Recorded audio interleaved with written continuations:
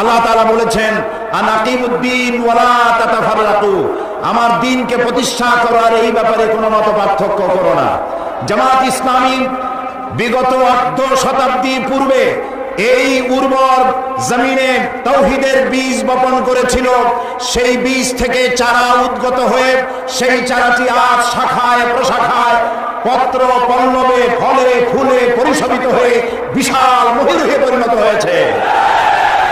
এই জামাত ইসলামের একজন নগণ্য কর্মী হিসেবে আমি নিজেকে ধন্য মনে করি, আল্লাহর শুকরিয়া আদায় করি।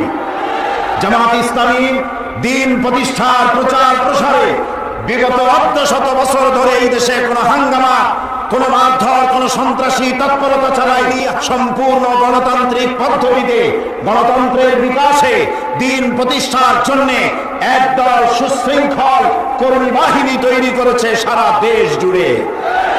এই সুশৃঙ্খল কর্মী বাহিনী এবং জামাতের মজবুত সংগঠন বাম এবং রামপন্থীদের ভিতকে, কলিজাকে প্রকম্পিত করে দিয়েছে।